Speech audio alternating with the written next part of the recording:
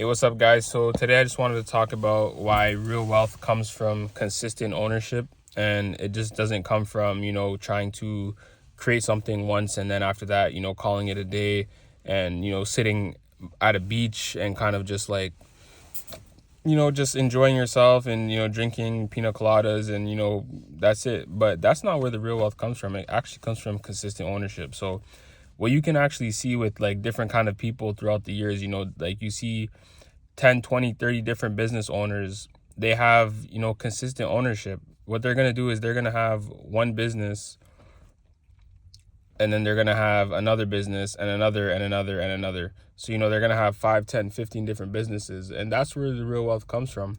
Usually they don't just cash out on just one business. They always try and get another one. Like if you look at guys like Elon Musk, right? He has Tesla, right? Or actually before Tesla, he had PayPal. And then right after PayPal, he sold it, and then he went right over to, purchase Tesla. And then after, he purchased Tesla, then he went on to SpaceX, but he continuously had ownership in these different businesses. The same with Jeff Bezos, right? They have different businesses and they have ownership. They didn't just sell, cash out, and then, go and live their life with the money that they earned. They had different businesses. They acquired different businesses, and that's what's actually over time going to get you the real wealth, is you have to have that consistent ownership. So don't be afraid of trying new businesses, purchasing new businesses, owning stock in different businesses, because that's actually the key. Consistent ownership. You actually want ownership in your own company too. You want to continue to keep ownership in your own company even after let's say you sell it, because you never know what it could raise to. Like let's say for example Facebook, right? There was a story about how the guy who was doing the artwork for Facebook, he had like 1 or 2%, or I think 3% that was offered to him by Mark Zuckerberg, and he said he would rather have the money instead of the ownership. He said, I would rather have the money, the $5,000 or 10,000 for this artwork, and I don't want the 2 to 3%.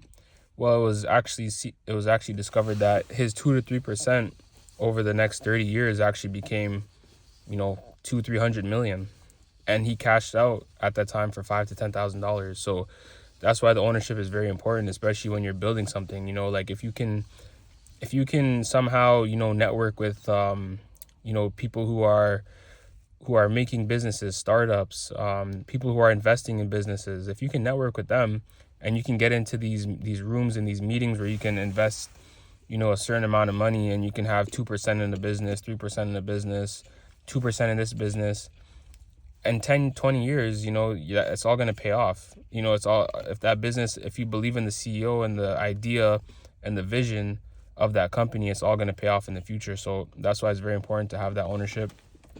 And the real wealth comes from the ownership. It comes from owning stocks. It comes from owning the real estate property. It comes from owning businesses, not just cashing out and then having a large sum of capital, and then you're not doing anything with the capital. You're kind of just sitting on it, and it's eating away at inflation. You have to have that ownership. So if you have a business, stay in it, continue to push through, continue to try and get more clients, get more customers, get more eyes on your business. You need more exposure.